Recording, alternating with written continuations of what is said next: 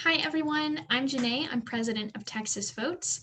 Today I'm going to talk to you about how to be a Longhorn voter this spring semester. So we're going to talk about everything from registering to vote, how to absentee vote if you're eligible to do so, voting in person, what even is this election and why should I care, all of that and more in this presentation, so stick around.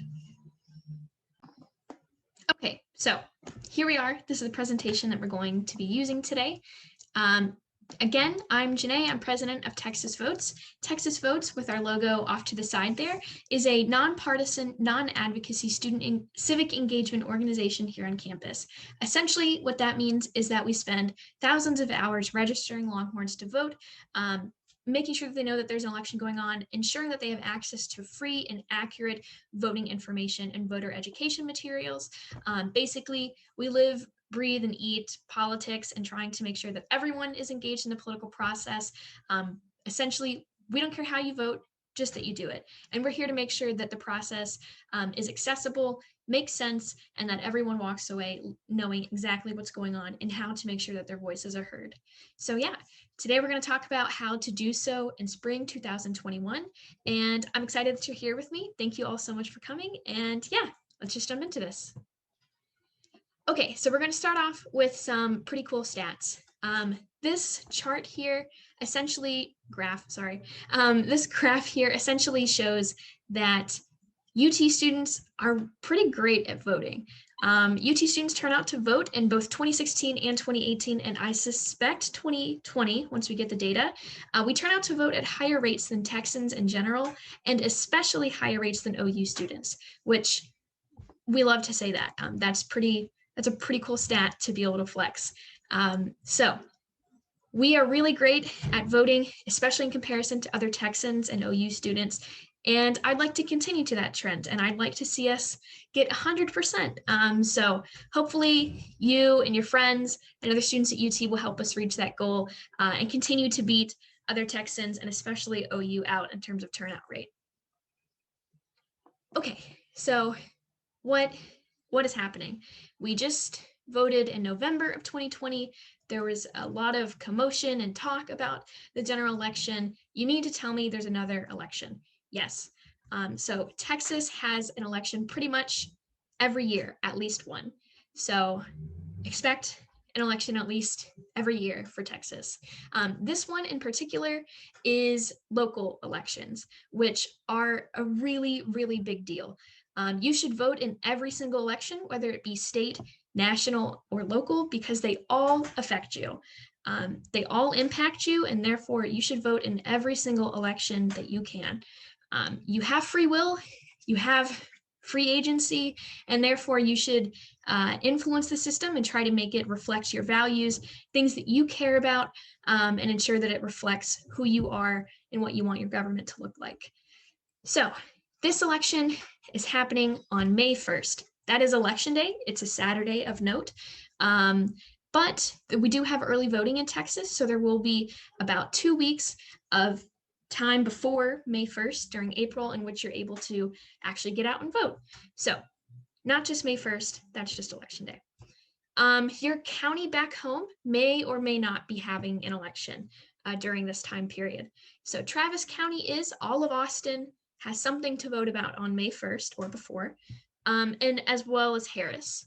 So Travis County has ballot initiatives, and one of the most controversial ones that you'll see a lot about in the news and people talking about is the homeless camping ban. We will not dive into that here. We are nonpartisan, non-advocacy, so we're going to leave that to the experts to explain what that is, and the experts are vote411.org. If you've never heard of vote411.org, they are a free, nonpartisan resource that make it extremely easy to know what is happening in an election. And by what is happening in an election, I mean information about candidates, ballot propositions, all of that jazz. And they're nonpartisan. They have nothing to gain. So everything that they are making is based off of responses from candidates themselves or based off of nonpartisan information about propositions and such. So how this works is you basically, you go and you put your address we won't put an address here, but imagine it's the address for Jester West or an on-campus dorm, and you go to submit, and it will basically tell you a couple of things. It will have, we'll put in an address, why not? Just really quickly. So let's say that you live on San Gabriel Street in Austin, and it'll come out with this, just some information. Election day is May 1st, which we've talked about. The deadline to register to vote is this. That's pretty much all it gives right now. So it isn't here right now because I'm filming this in February, but come April, about a month before Election Day, there will be resources about candidates, propositions, and things of that nature that you can find for your election that's happening in your area. Again, this address is where you are registered to vote. So you want to make sure that you're putting where you're registered to vote so that you're seeing information about the election that you will be voting in. It's really great. It's honestly a super easy way to find out what's going on in an election. There's no need for you to feel like you have to study or put a lot of time into this. Fortunately, it's, we're in the 21st century and we have technology to do those things for us. So you can use this website. It's free. It's nonpartisan. There will be an option for you to be able to go through, like for instance, in November, there were a bunch of races that you could vote on, and they would give you information about all the candidates for a certain race. You'd pick who you want to vote for, you go to the next one, and it will remember your choices. You can then print this out, or if you don't have a printer, you can write it down on a sheet of paper and take it in with you when you go to vote. So if you're voting in person, you print this out before you go, and you take it with you, and you're in and you're out super quick because you already have it printed out who you're voting for. You don't even have to, you don't have to guess. You don't have to feel like you're an uninformed voter because you will be. You'll use this website and it'll be super quick, super easy. And if you're voting by mail, it's even easier. You just can basically have this website open while you're doing so. So we're going to go back to the presentation.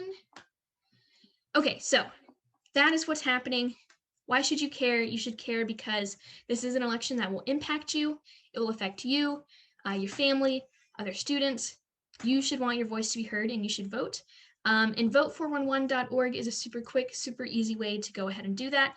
I do recommend printing out your candidate choices or writing them down on a sheet of paper because you cannot have your phone out at the voting booth. That's not allowed. But you can bring in a sheet of paper that you've written candidate choices on, pull that out, and then use it to vote. Okay, so that was a lot, I'm sorry, but now hopefully you are a little bit more aware of what's going on, and now we can jump into actually how to go out and vote.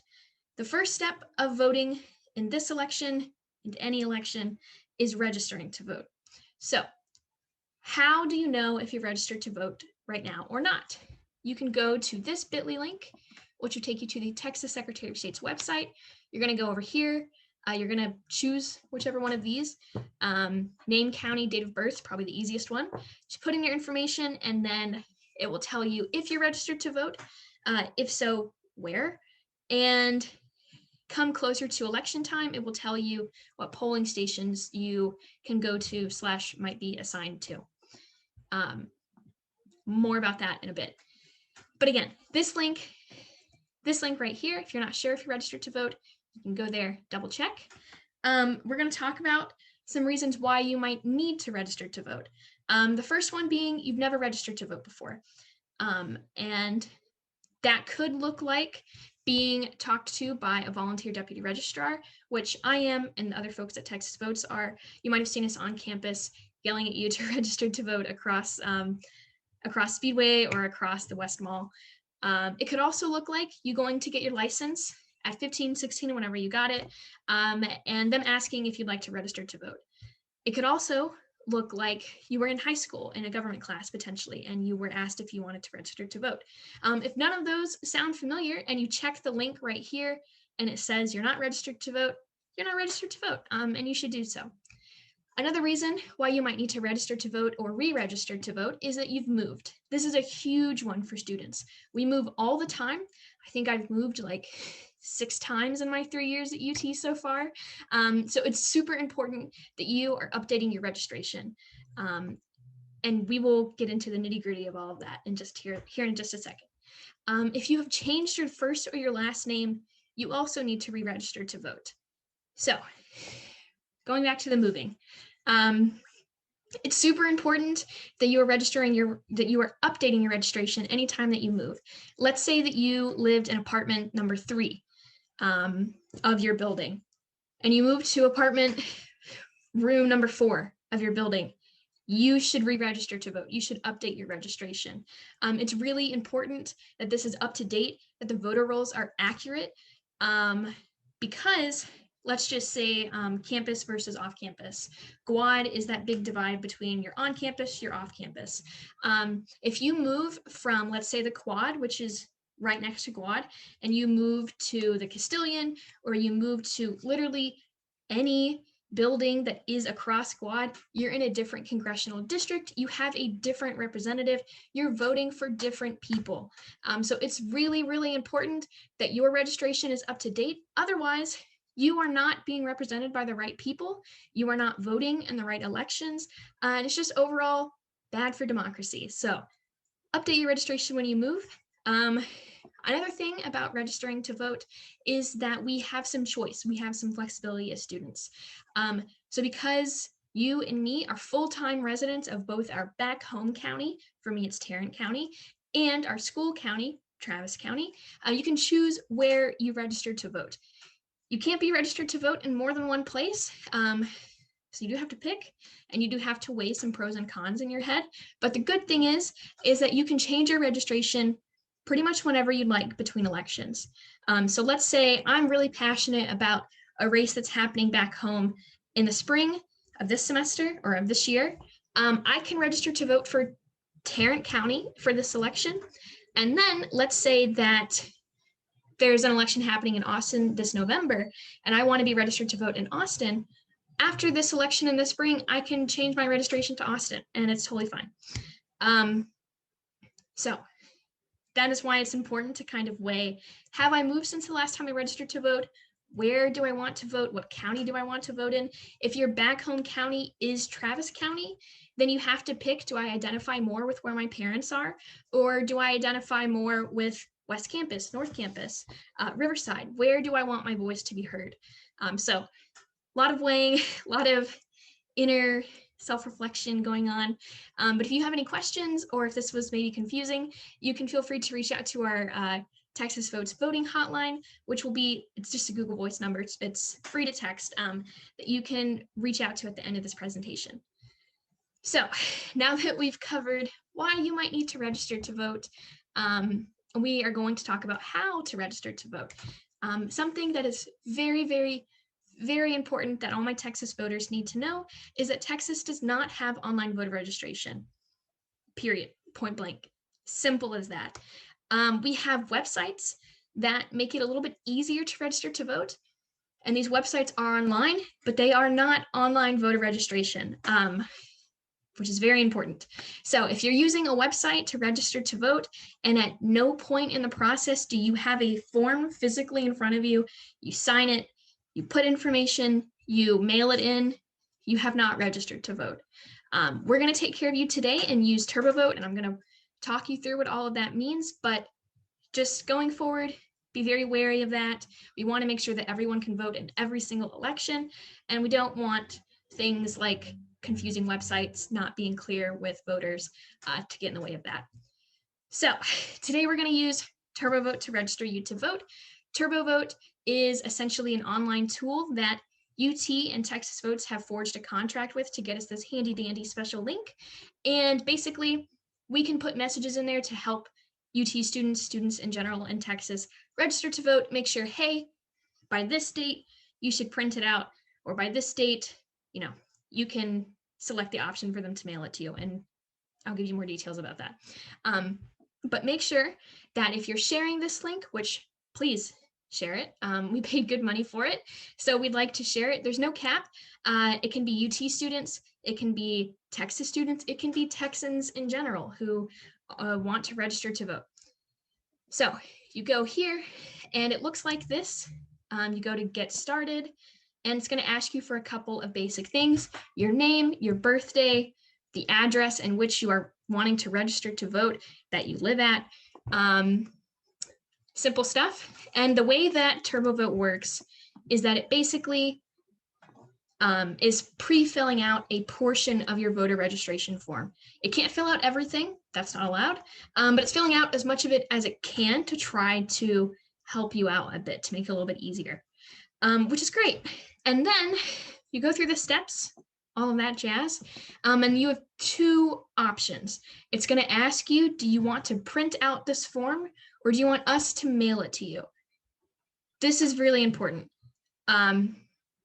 If you are trying to register to vote before the second week of March, you can go ahead and say, yes, please mail it to me. And what that's going to do, it's actually really awesome, is they're going to print out that form with that section pre-filled out, and they're going to mail it to you for free in a pre-postage paid envelope that you then take, fill out your form, sign it, date it, fold it, put it in that pre-postage paid envelope, and you mail it in. This pre-postage paid envelope will also have the right address of your county's voter registrar, so you don't even have to think about it. So that's great. And if you're doing this ahead of time and early, that's amazing. And your reward is that you get all of that taken care of for you. If you are registering to vote in the second week of March or later, that's unfortunately not really an option for you. You will have to print out this form. You will have to fill it out just like the mail-in option with blue or black ink. You will have to affix postage. So 1, have stamps, 2, affix stamps or stamp to the envelope that you provide. And you're going to have to write the address of your county's voter registrar. So the second option isn't as nice, but we are creating this like additional deadline of the second week of March to ensure that everyone who wants to register to vote is able to do so. We've had delays with the USPS this year, and we really don't want your voter registration form like taking too long with TurboVote mailing it to you, and then you mailing it to your county, and then you don't register to vote, and then you can't vote. We don't want that. We want to avoid that. So that's why we've created this delineation for the options, essentially. The deadline to register to vote is April 1st, 2021. This is an extremely inflexible deadline. You have until 11:59 p.m. of April 1st to be registered to vote, or you cannot vote in this election. Let's say you register to vote on April 2nd. That is amazing. Congrats, but you can't vote in this election. You will have to wait until the next election for your registration to become effective. So super important that you pay attention, try to do all of this ahead of time as early as possible. And if you have any questions about any of this, we are more than happy to help out. If you don't feel comfortable using a non-government website to register to vote, that is completely understandable. And, we respect that. You can also use the Texas Secretary of State's website, which we have linked here. Oops. This one is another option. Basically, the Secretary of State will mail you a blank voter registration form, and you fill it out. This one doesn't come with prepaid postage, so you will have to have stamps, affix it, and put your county's voter registrar name and address here. And again, that can be found there. It's in alphabetical order by every county in Texas, so should be a breeze to find that. Okay, thank you for sitting with me through registering to vote. Now we're going to talk about last minute registrations. Let's say you don't have time to wait. It's March 31st, the last day in March, and you need to register to vote, and you need to do it now. You can find a voter registrar or a volunteer deputy registrar, a VDR, and register to vote in person with them. You could print out this form and mail it in ASAP. You could also, if your county office is open, you could go to your county registrar. For Travis County, that's Bruce Alphon's office, and you could register to vote in person there as well. So again, try to do all of this as soon as possible. If you have any questions, we're here to help, and we do have our voting hotline. We love to answer questions about voting. We breathe this, so please reach out if you have any questions at all.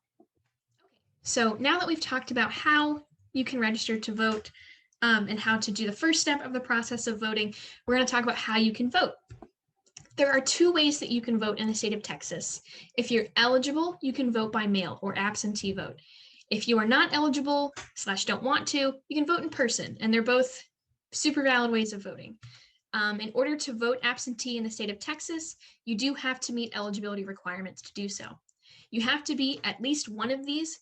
You can be one of these, 2, 3, 4, doesn't matter, but you have to be at least one. So these requirements are 1, 65 years old or older, 2, disabled, 3, out of the county on election day and during the period of early voting, or 4, confined in jail but otherwise eligible. So most UT students are going to fall under this third one of just not being in a county that they're registered to vote in on election day and during early voting. So for instance, my back home county is Tarrant County. Let's say that I have a job back home and I'm registered to vote in Travis County, but I want to vote, but I can't be here during that time. I could apply to vote absentee. I'm eligible, my application would be accepted, and I would be able to vote absentee without, leaving my job during that time. So something important that is relevant to the pandemic. The state of Texas does not consider fear of catching COVID-19 or fear or immunocompromised nature as a reason to vote by mail. There are legal arguments about whether this falls under the second option of being disabled. And Texas Votes is not legal counsel. We cannot provide legal advice to anyone. So instead, what we ask you to do is to assess, are you disabled? Are you one of these 4? And then to go from there. We don't encourage anyone to try to flex or stretch the nature of these eligibility requirements. We want everyone to stay safe, to be able to vote, and to not be penalized in the process. So please, if you're one of these 4, you're eligible to vote by mail. If you have any questions at all, we're more than happy to have a conversation, put you in contact with some legal folks if that's what you need. Yeah, we don't provide legal counsel though. So all of that aside, if you decide, yes, I am eligible to vote by mail in the state of Texas, that's awesome. And there's a couple of ways that you can do that.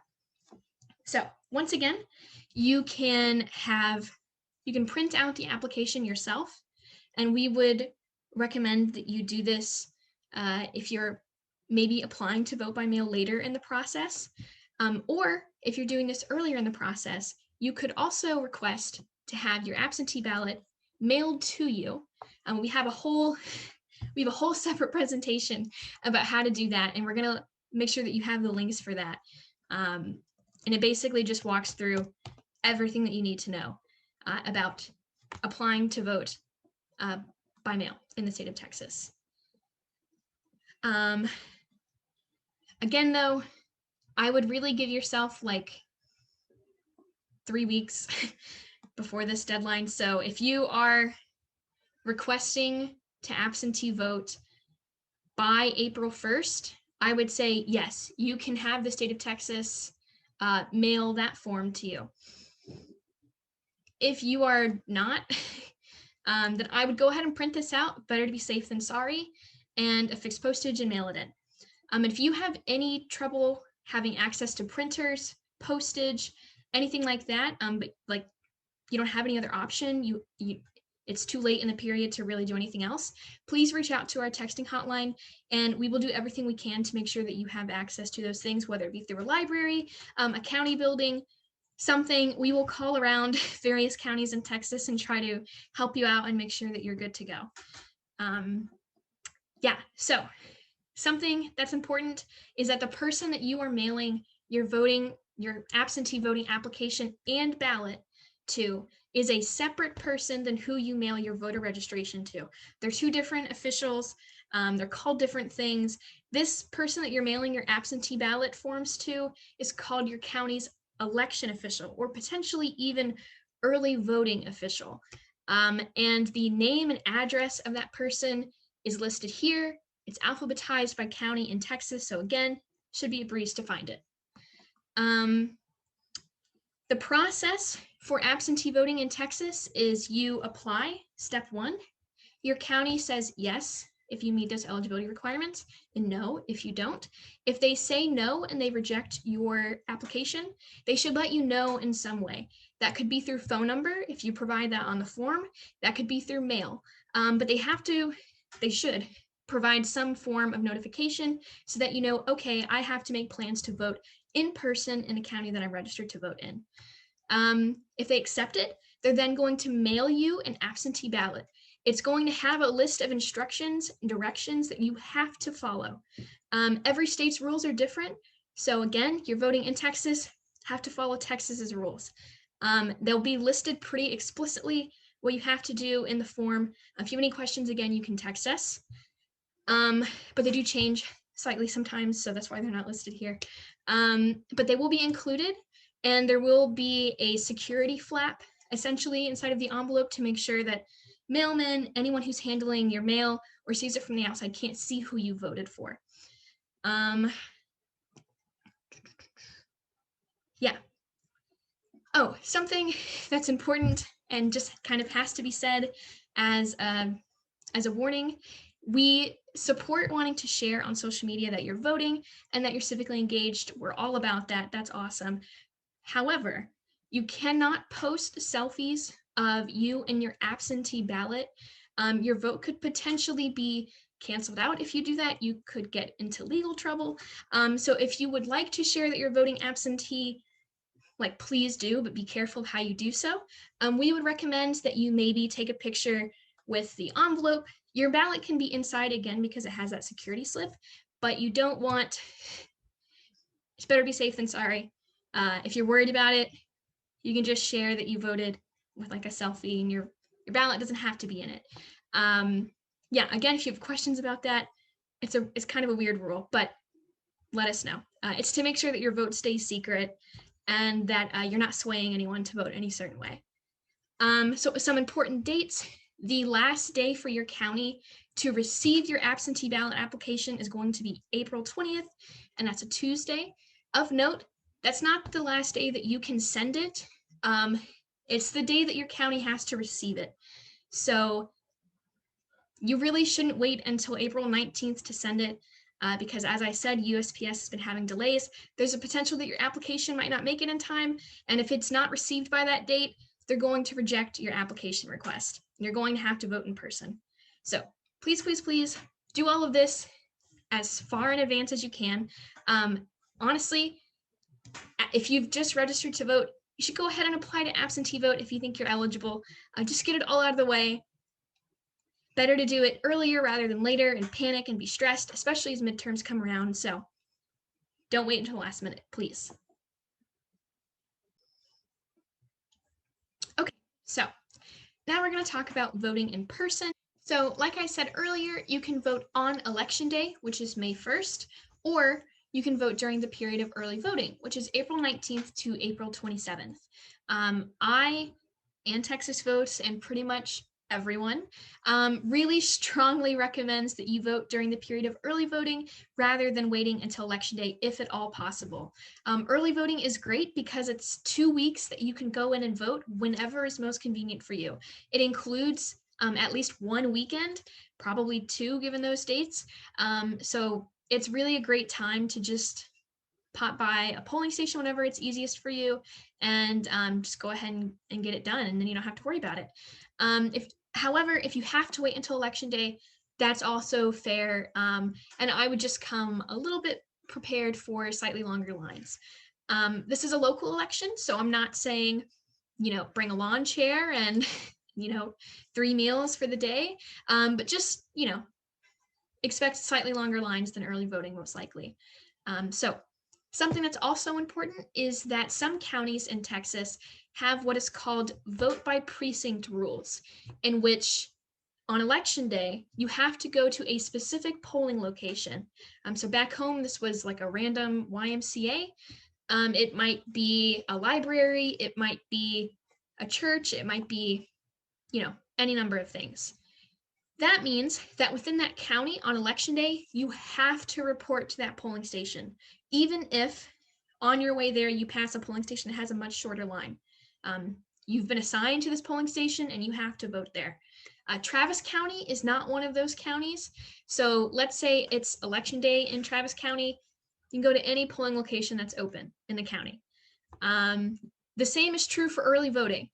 For early voting in the state of Texas, any county in Texas will let you go to an open polling location within their county and vote there. You do not have to report to a specific polling location during those 2 weeks, which is just another reason why you should probably early vote, if at all possible. If you're not sure of where your polling location is, you can go to this bit.ly link, takes you to a government website, the Texas Secretary of State's website, and then you can find out not only where your closest polling location is, but when they're open to. So during early voting, times might fluctuate. They might fluctuate by county even, but on election day, it's going to be 7 to 7. And something of note is that if you or a friend or a family member or anyone that you know gets in line May 1st at 6:59 and stays in line, they have to be allowed to vote. So get in line before the polling location closes. They have to let you vote as long as you stay in line.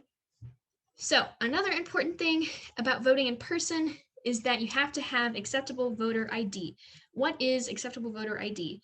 This super neat graphic really helps you out.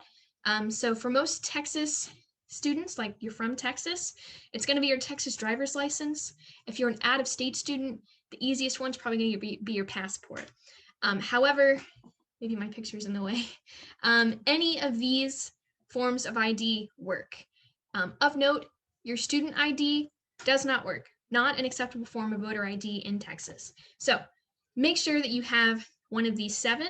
And if you don't have one of these 7, but you are a citizen of the US and you're a resident of that county, I would call your county officials and ask, what do I need to bring?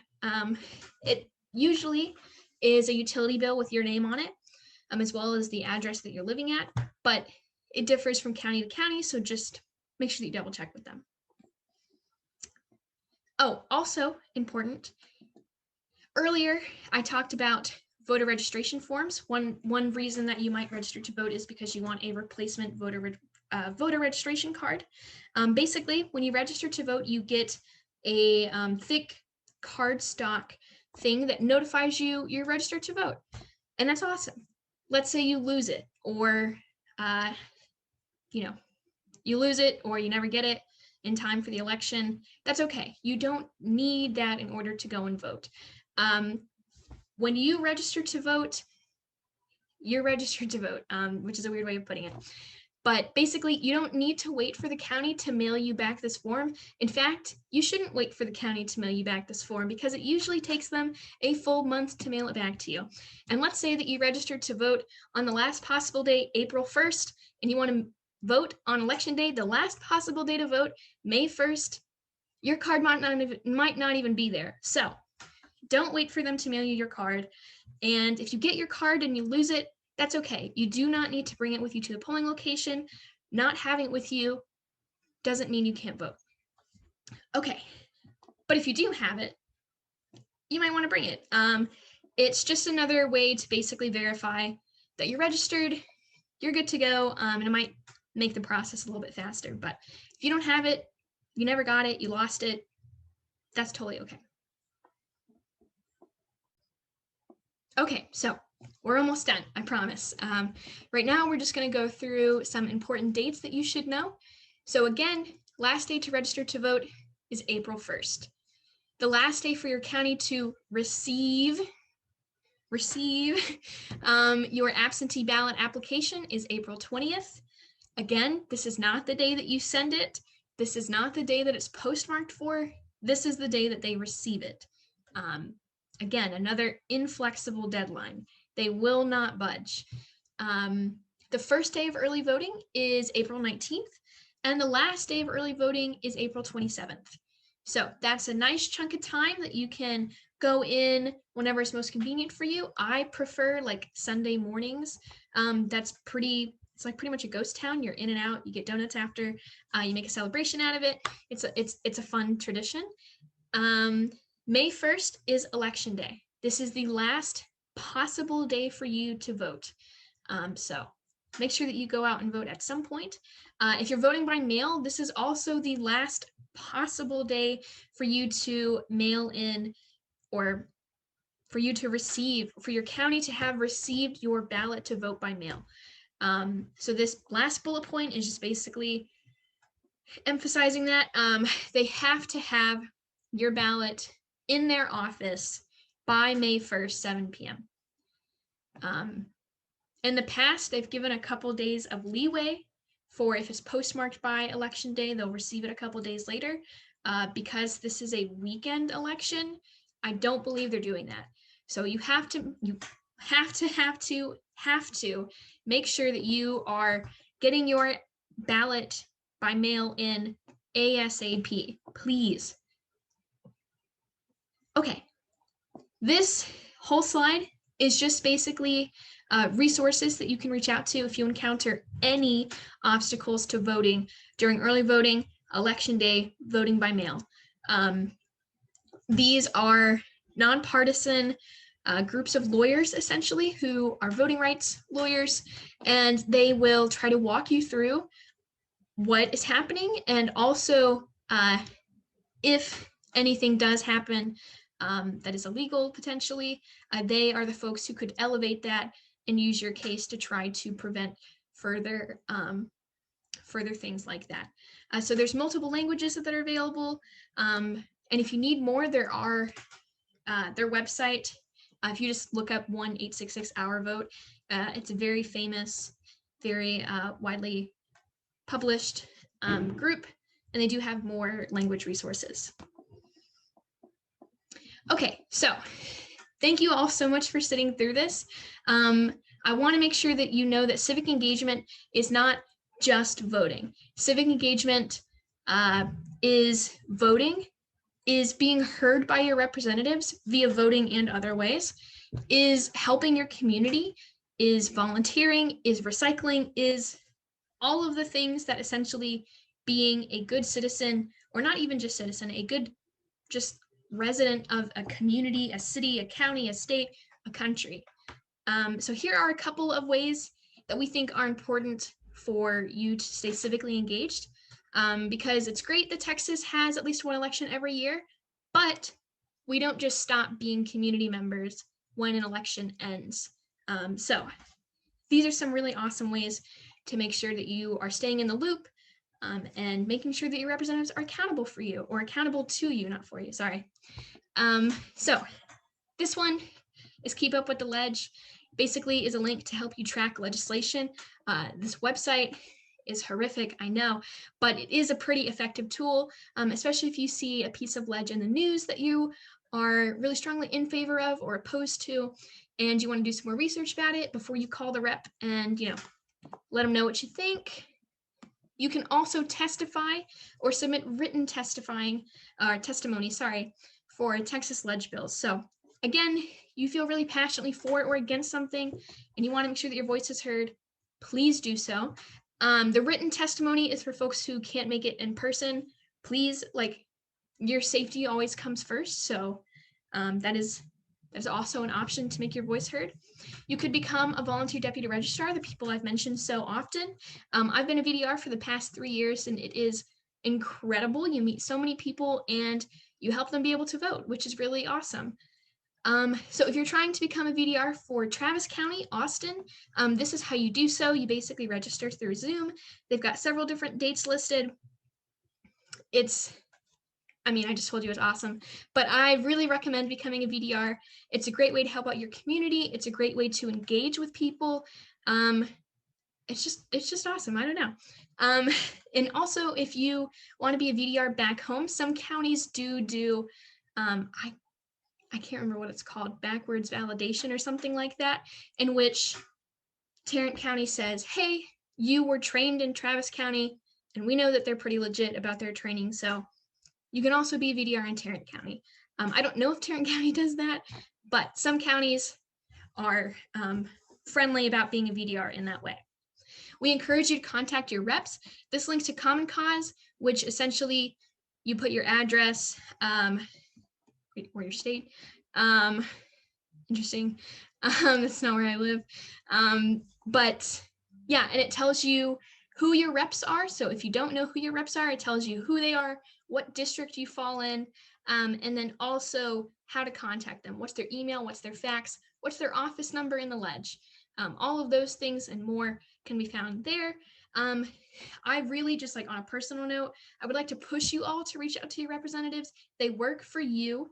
You pay them, and it is their job to not only listen to you, but to represent you and to reflect your interests, your values, and things that are important to you. So by all means, harass your reps, make sure that they know how you feel, make sure that they hear your voice and your needs and your demands, and that they know that your vote and other votes like it are contingent on them doing their job.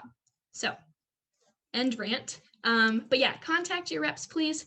It's super important.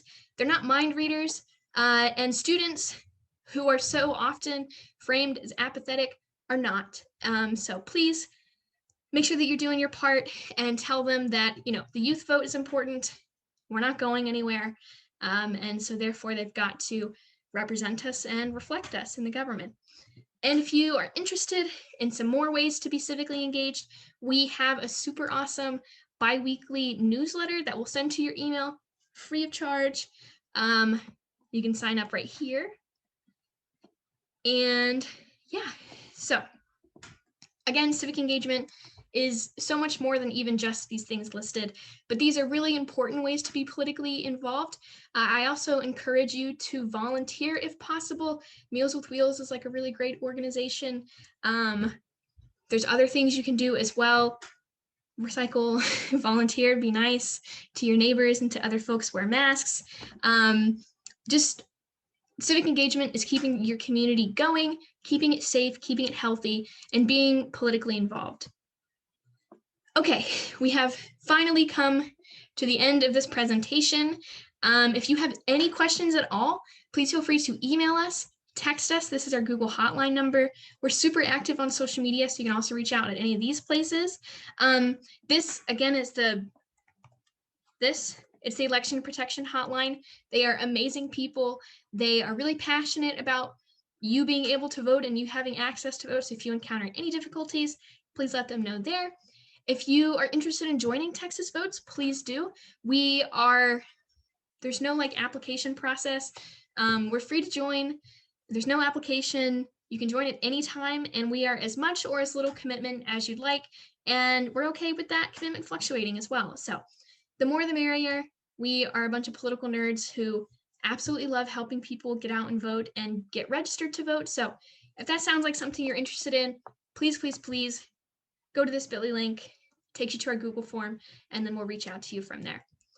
But yeah, that is the end of my presentation. So I just want to thank you all so much for sticking around and for becoming Longhorn voters this semester. Thank you all so much. Hook 'em.